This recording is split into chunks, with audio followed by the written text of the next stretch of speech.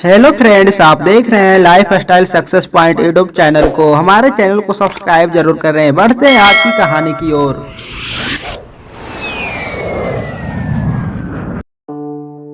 एक समय की बात है। रामपुर नाम के एक गांव में एक मूर्ख ब्राह्मण रहा करता था। ब्राह्मण का परिवार काफी गरीब था, इसलिए ब्राह्मण की पत्नी उसे बार बार कुछ पढ़ाई करने और कुछ सीखने के लिए कहा करती थी। लेकिन ब्राह्मण बड़ा ही कामचोर था, इसलिए वह कहीं जाना नहीं चाहता था। एक दिन जब उसकी पत्नी ने बहुत अधिक जोर दिया और कहा कि आज तुम्हें स्कूल जाकर कुछ पढ़ाई करना ही होगा, वह अपनी पत्नी के गुस्से को देखकर तैयार हो गया। वह अपने घर से निकला और पीछे के रास्ते से जाकर घर के पीछे छुपकर बैठ गया।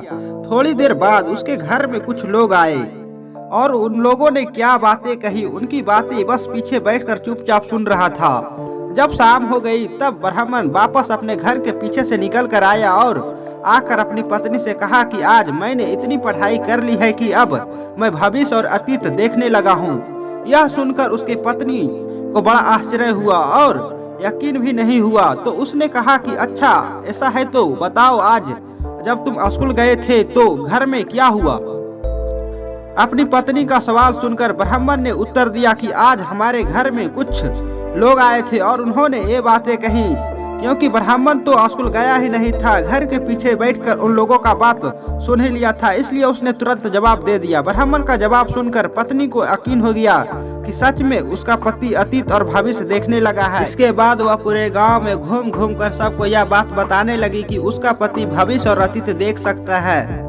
अगले दिन एक धोबी का गधा खो गया था और वह उसे मिल नहीं रहा था, इसलिए वह उस पंडित के पास आया और उससे आकर कहा कि मेरा गधा खो गया है, कि आप मेरी मदद कर सकते हैं? पंडित को कुछ समझ में नहीं आया कि अब वह क्या करे, इसलिए उसने कहा कि अभी मैं स्नान करने जा रहा हूँ, जब मैं स्नान करके लौटूंगा तब मैं भविष्यवाणी करूंगा। इतना कहकर पंडित वहां से निकल भागा। जब वह रास्ते में जा रहा था तब उसने देखा कि एक गधा खेत में घास खा रहा है। यह देखकर पंडित ने अपने आधी धोती को फाड़ और उससे उस गधे को वहीं बांध दिया और दौड़ा दौड़ा घर वापस आया और बैठकर भविष्यवाणी करने लगा कि चने के खेत में तुम्हारा गधा बंधा हुआ है, जाकर उसे पकड़ लो।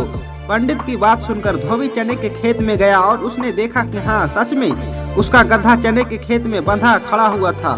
अपने गधे को पाकर धोबी बड़ा खुश हुआ और उसने पंडित को काफी दान दे दिया। धीरे धीरे पंडित काफी प्रसिद्ध हो गया और बहुत लोग उसे जानने लग गए।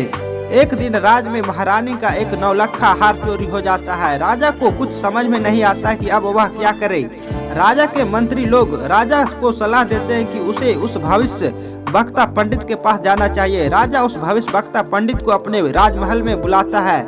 पंडित कहता है कि ठीक है, मैं अगले दिन राजमहल में आऊंगा। पंडित के आने की खबर से चोर काफी डर जाता है। चोर को लगता है कि पंडित जब भविष्यवाणी कर देगा तो राजा को पता चल जाएगा कि यह हार मैंने चुराया है, तो मेरा मरना तय है। इसलिए वह चोर पंडित के पास रात को जाकर कहता है कि वह नौलखा हार मैंने चुराया है, आप यह बात कृपा करके राजा को ना बताएं। इसके जवाब में पंडित कहता है कि ठीक है, मैं यह बात राजा को नहीं बताऊंगा, लेकिन तुम वह नौलखा हार मुझे दे दो। चोर ने हार पंडित को दे दिया। पंडित हार को ले जाकर राजमहल के बगीचे में एक चिड़िया के घोंसले में रख देता है। सुबह भविष्यवाणी करते वक्त पंडित कहता है कि महारानी का हार एक चिड़िया के घोंसले में रखा हुआ है। राजा ने अपने सैनिकों को उस चिड़िया के घोंसले में जाकर देखने को कहा। राजा के सैनिक चिड़िया के घोंसले में देखने गए। अपने महारानी का हार मिल जाने से राजा बहुत खुश हुए। उन्होंने ब्राह्मण को काफी दान दिया, जिससे ब्राह्मण का घर खुशी खुशी चलने लगा और उनकी गरीबी भी दूर हो गई। तो दोस्तों, यह कहानी आपको कैसा लगा हमें कमेंट करें और वीडियो को लाइक कर दें और हमारे चैनल को जरूर सब्सक्राइब कीजिएगा। धन्यवाद।